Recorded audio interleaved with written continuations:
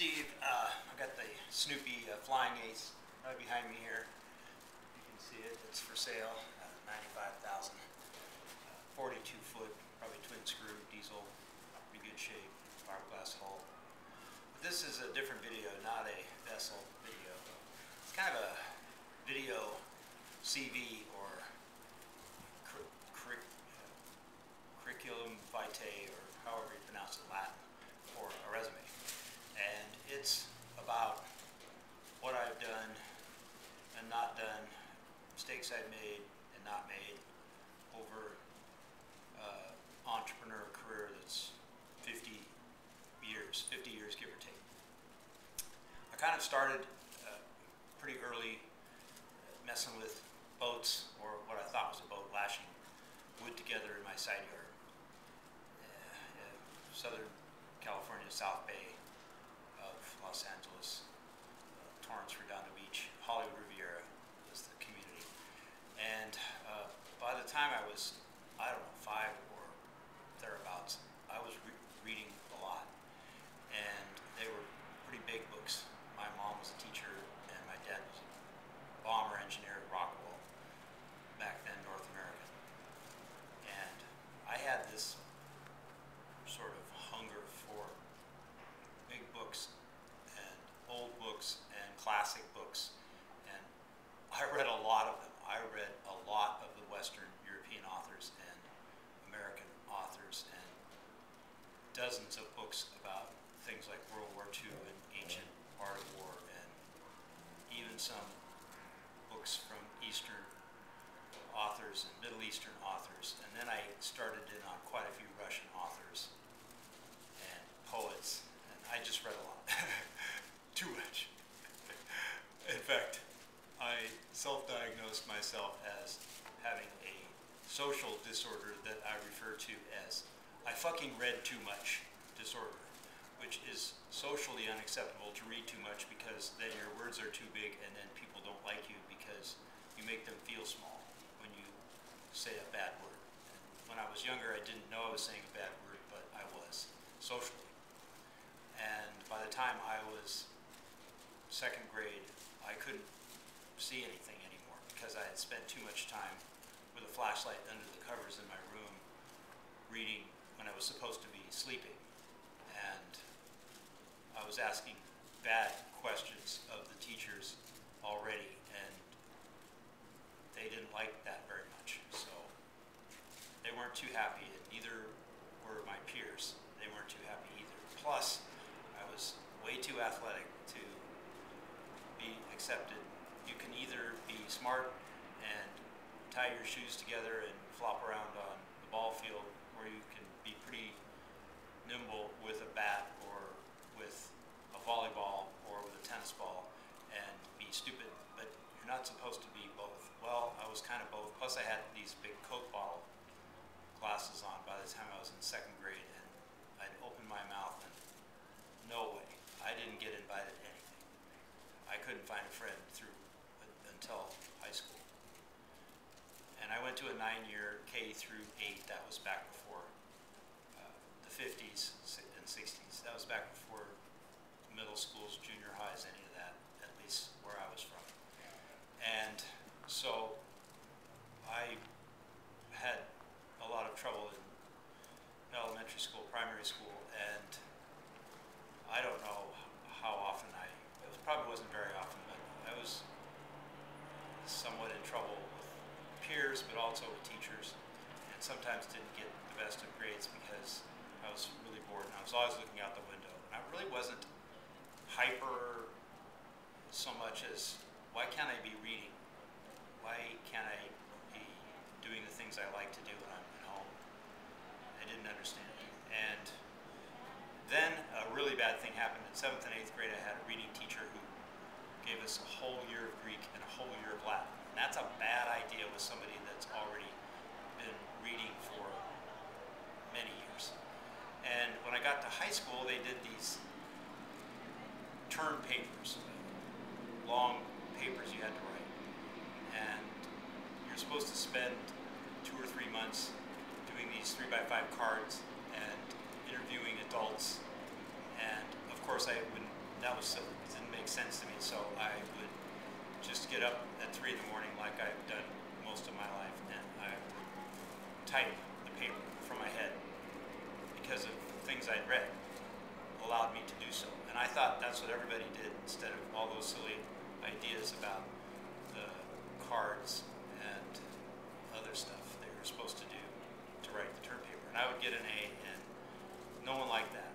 And also, they would call my parents and say, "Who wrote this? This is no way." And I don't know, sometimes they would call and they'd say, "Well, no, he wrote it. He's written stuff for a long time."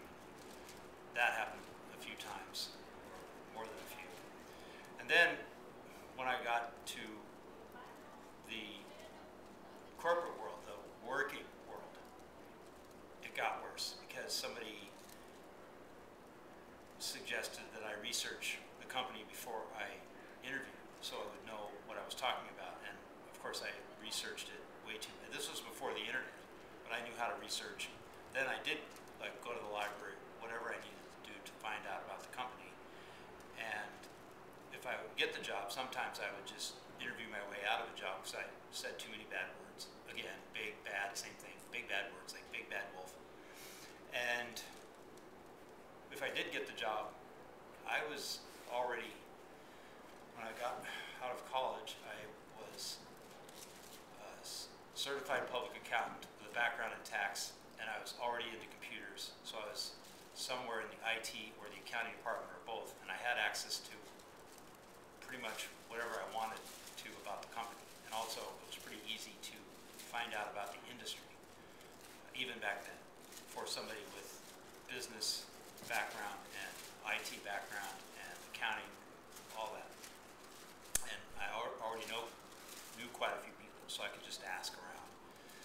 And then I would get invited to the meeting, and they would ask me my opinion, and I would say, no, please don't do that. That didn't go well last time or the last few times. No, we paid you, and you're a good employee. I was always a really good employee. I could write, and do stuff, lots of stuff. They had a hard time. That's why I got invited to the meetings. Like, what are we going to do with this guy? So they invited me for my opinion. So I'd disclaim, and then I'd give them my opinion, and then I'd get fired, and then I would go to the next job, and I'd learn more stuff. That made it worse.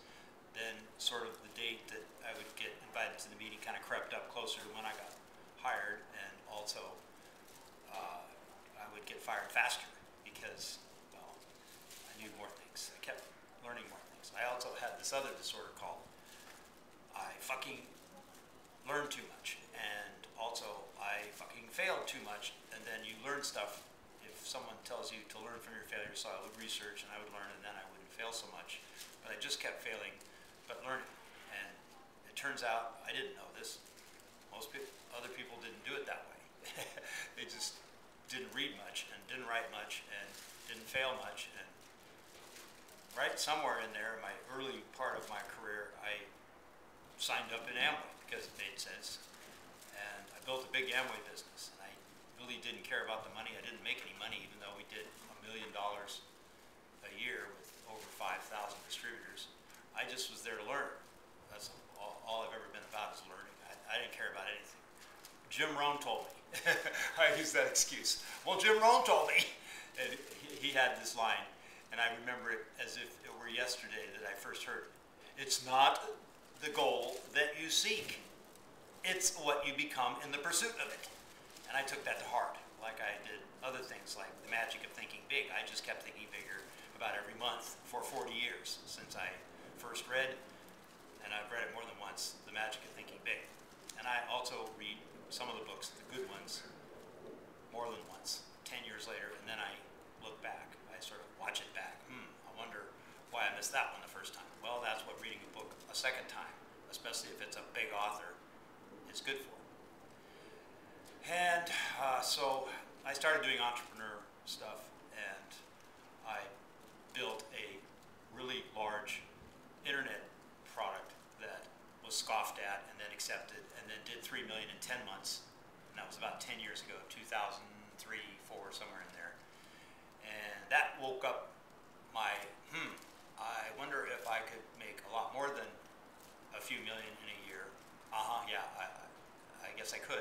needed to learn some things. I still didn't know the marketing, the copywriting, the list building. There were some things that I was missing. And it took a while for me to polish those skills and bring them to the fore so that they would compete with the biggest and the baddest and the best in the world.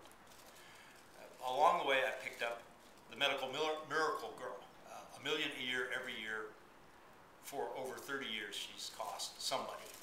Not always me, but some government or her family, my family, our properties that got foreclosed on, predatory lender removed from our possession, and lots and lots of lost opportunity in business, which is a good half of that. 4 fatals and 7 non-fatal illnesses, and a sickness industry that doesn't take care of people like that, and especially doesn't take care of people who care about someone like her. And so I went to work to try to build a business. I didn't have to worry about all that money going out. It wasn't her fault. She's not a spendthrift. She's actually the opposite. But the sickness stuff with hypothyroidism and no pancreas, type 1 juvenile since she was 10, that was 52 years ago, and non-union leg never healed 25 years, and T1 through T3 fracture vertebra, and a lung condition that almost killed her, 8 weeks intensive and 18 months follow-up that I didn't get paid for, not even food stamps. That was 15 years ago. And some other stuff. Systemic lupus, rheumatoid arthritis, I've lost track. It's 11 or 12 and counting. She just keeps adding them.